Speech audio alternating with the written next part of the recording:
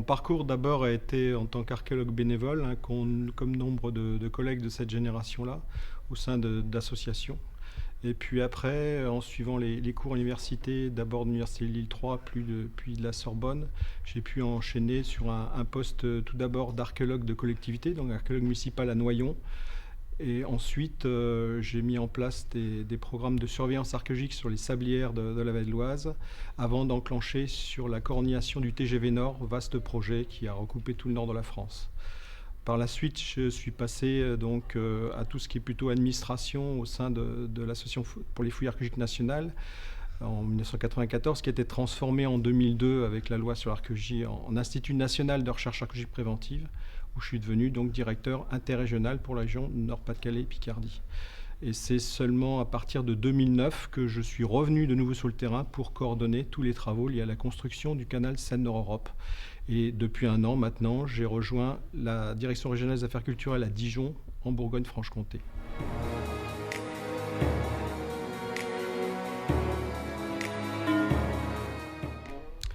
Les fouilles archéologiques menées sur les grands tracés linéaires dans le nord de la France ont été fondamentaux pour la professionnalisation de l'archéologie.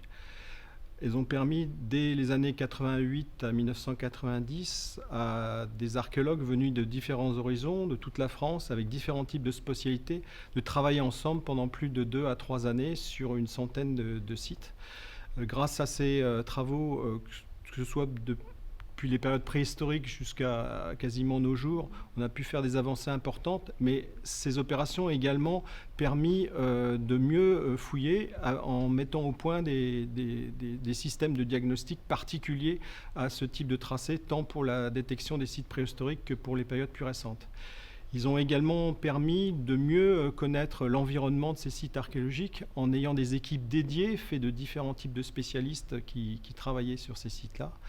Et puis, encore plus récemment, à l'occasion des fouilles du canal Seine-Nord-Europe, qui se sont tenues entre 2009 jusqu'à 2014, elles ont permis de mettre au point, par exemple, des dispositifs de détection des sites grâce à l'utilisation de la géophysique. On a pu faire ainsi des essais sur une trentaine de sites entre Compiègne et Cambrai, et ce qui fait qu'aujourd'hui, ces méthodes-là sont utilisées couramment dans le reste des sites au niveau national. Sur un tout autre sujet que celui de l'amélioration des conditions de travail des personnels, tant au niveau de la sécurité qu'au niveau de leur vie de tous les jours. Là aussi, les opérations de grands travaux, et notamment sur tracés linéaires, ont été importants, à la fois pour mobiliser les personnels, puisqu'ils étaient en nombre important, au moment des grèves de 89, puis plus récemment de 2003. Elles ont permis de faire descendre rapidement sur Paris, lors de ces grandes manifestations ou occupations de locaux, un nombre conséquent d'archéologues qui ont rejoint leurs collègues des fouilles du Grand Louvre ou des fouilles de l'autoroute A5 pour ce qui était des périodes de 1989. Et grâce à cette prise en compte de ces personnels, on a pu faire petit à petit avancer le statut de ces personnels, puisque jusqu'ici ils étaient en grande partie hors statut, c'est-à-dire qu'ils étaient non salariés de façon permanente, et faire qu'en 2001, quand est créée la loi sur l'archéologie, une grande partie de ces personnels ont été intégrés de façon permanente donc dans les effectifs de l'Institut national de recherche archéologique préventive, qui est le principal opérateur en archéologie en France, voire à l'échelle européenne.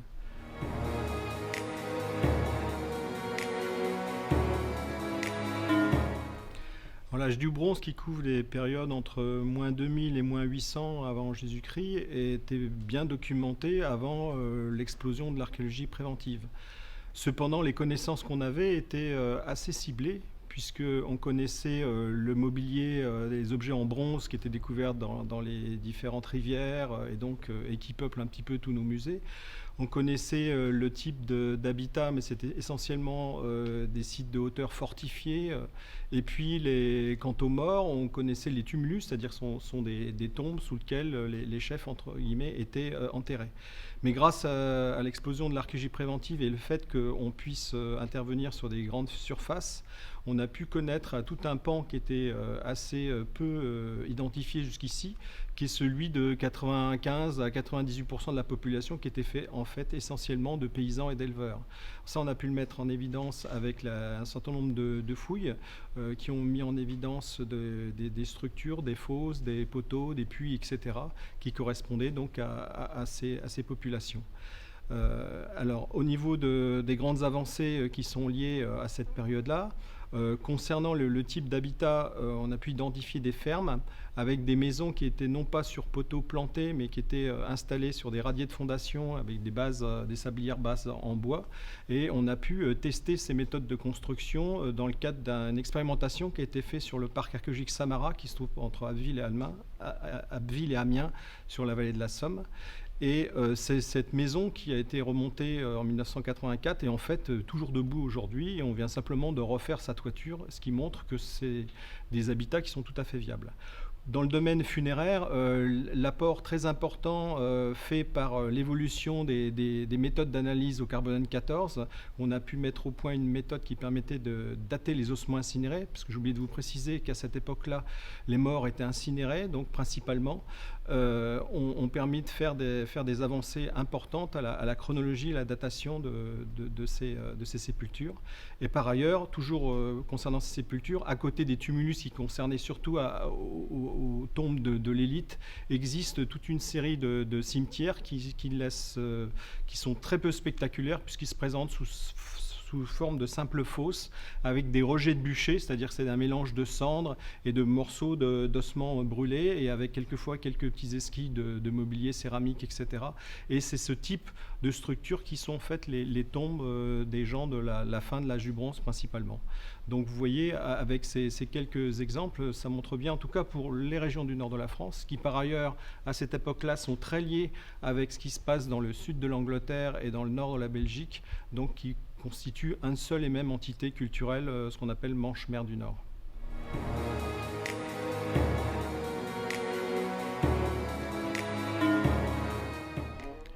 Alors, les différentes institutions archéologiques permettent effectivement de mettre en œuvre des contributions très différentes, tant au niveau de l'archéologie sur le terrain, avec les opérateurs qui interviennent notamment en archéologie préventive, mais aussi en programmée, c'est-à-dire c'est les fouilles qui sont faites par les collègues du CNRS Université, souvent dans le cadre de chantiers écoles pour les étudiants. Et permettent aussi de mobiliser toute une série de spécialistes qui existent quelquefois chez les opérateurs, mais surtout qui sont beaucoup plus présents dans les programmes et dans les laboratoires du CNRS et de l'université. Alors, il existe de façon formelle des endroits où il y a une collaboration qui se fait, notamment dans le cadre des commissions interrégionales de recherche archéologique qui permettent de réunir tous ces gens-là qui statuent en général sur les demandes de fouilles. Mais il existe un autre endroit aussi qui est fort précieux en France, qui sont la possibilité d'organiser, de par la loi de 1901, donc des associations qui vont s'occuper ici de réunir tous les archéologues, quelle que soit leur institution, pour organiser par exemple des colloques, des expositions, ou pour également faire des publications. Ça, c'est quelque chose de très précieux qui permet effectivement cette interinstitutionnalité. L'évolution de l'archéologie préventive ont fait qu'aujourd'hui, la plupart des archéologues sont à un moment ou à un autre de leur carrière, donc amenés effectivement à contribuer d'une façon générale à notre connaissance sur l'archéologie nationale. Le seul petit bémol, c'est effectivement la modification en 2003 de la loi sur l'archéologie de 2001, qui ont permis, aux côtés des opérateurs publics qui étaient l'Institut national de recherche archéologique, l'INRAP, et les collectivités territoriales, à des opérateurs privés, donc de rentrer dans un système de mise en concurrence, et qui est assez regrettable, puisqu'effectivement, qui dit mise en concurrence, dit le fait d'aller vers le prix les moins chers, et d'aller aussi vers effectivement une économie de moyens en termes de recherche sur le terrain, quel que soit l'opérateur d'ailleurs. Et ça, c'est fort regrettable, et j'espère que l'évolution actuelle avec la nouvelle loi qui, depuis 2016, devrait permettre d'améliorer les choses en ce sens-là, et de continuer par ailleurs à développer notre bonne collaboration avec l'ensemble des institutions.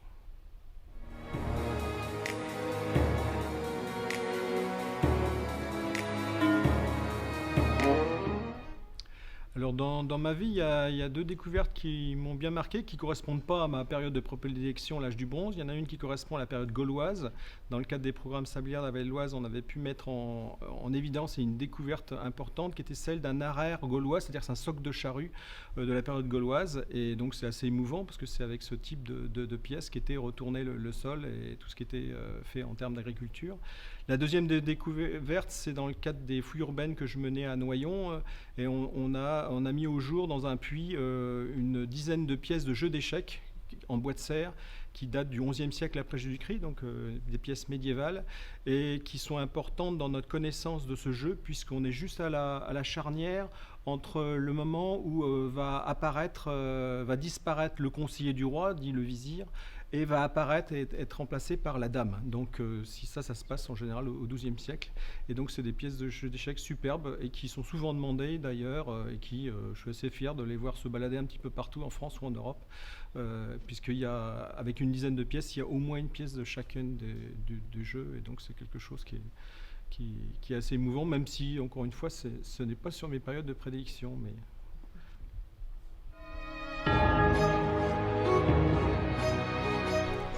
L'archéologie, c'est ce qui permet de compléter l'histoire en ayant recours à des équipes